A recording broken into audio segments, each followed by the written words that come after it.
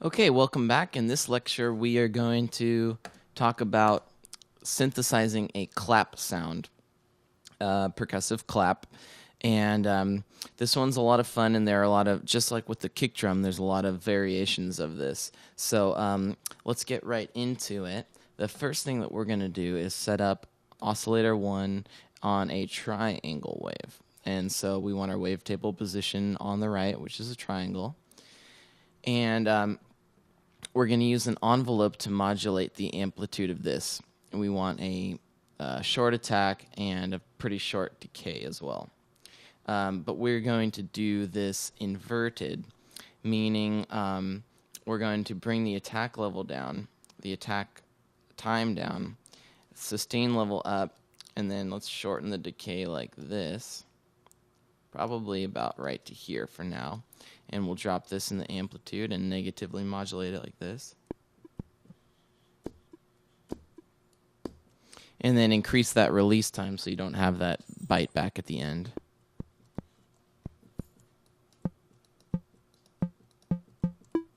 Just about like that. We're going to bring this pitch down. We're going to bring this pitch down an entire octave. And that's just going to give the clap a little bit of body and tonality.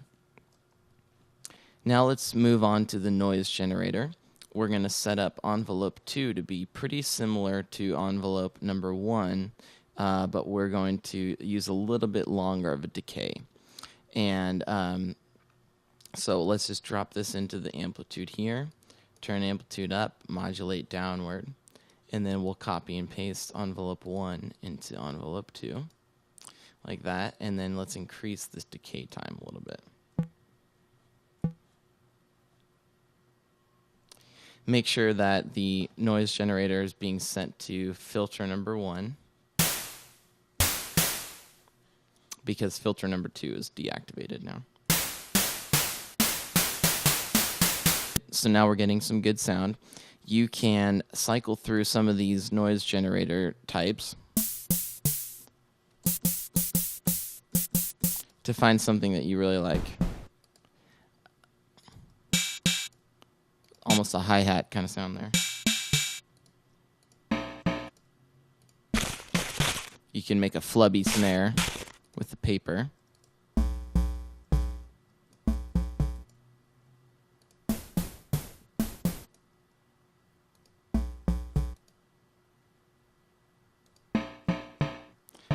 Kind of a resonant sound there with the amp noise.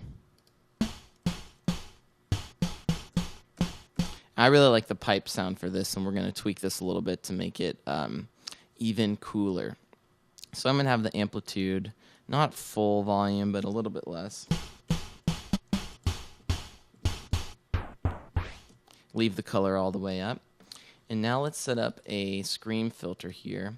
Turn the resonance down just a bit and the cutoff up.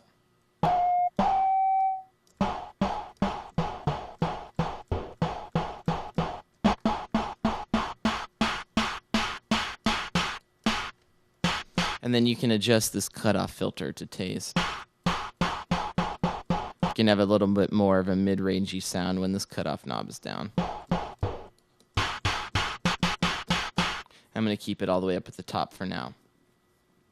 This just adds a little bit of scream, which we're going to have some fun with in a moment. So now let's move down to the insert number 1, and we're going to set up a sine shaper. This just gives us a little bit of drive, and it has that nice bite to it. So let's choose the routing page now, and make sure that insert number 1 is after filter number 1. And then let's, for now, choose insert number 2 to happen after the filter blend while we're here. A few other global parameters to set up is we're going to choose voicing, and we're going to make the unisono either 3 or 4, depending on the hugeness of the clap that you want. Set it on mono rotate, and we're also going to work with the unisono spread here. So I'm going to make the pitch cutoff activated, and I'm going to increase this a little bit. It's way too loud. Turn this drive down a bit.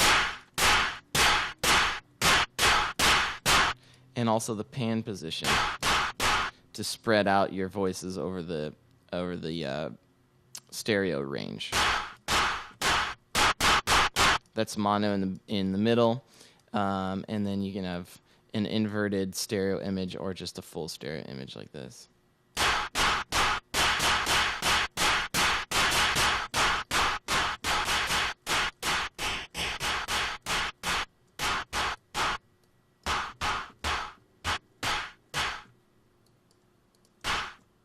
I'm just tweaking a few of these parameters to taste.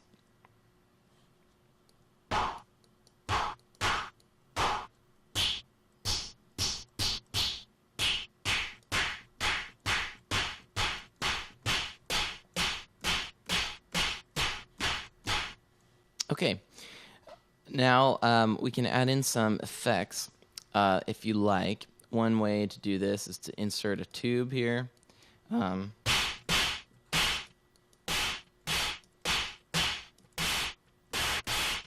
Just to give a little bit of drive if you like, and then you can set up your macro to control this so that you can have it or not have it.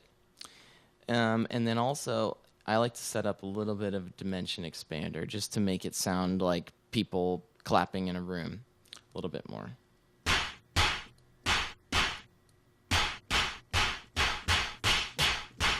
That just gives us a little bit of roominess here.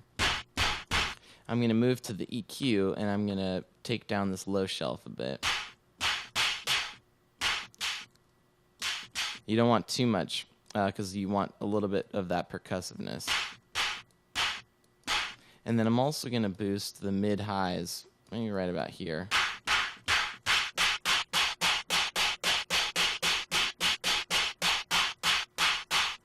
You can adjust that to taste, and if it's a little too piercing, you can take down the high shelf a little bit.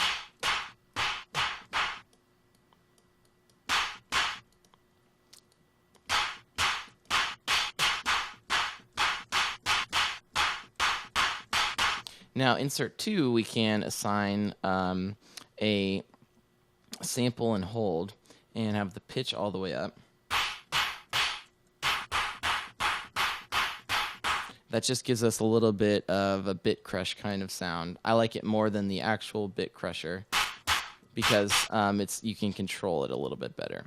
And then I'll assign macro control 3 to the dry wet on this one. Create a range like that.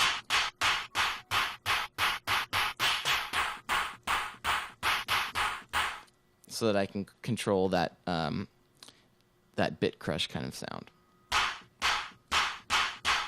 So that's a pretty simple clap sound, and you can try playing with some of the parameters on the filter to change this up.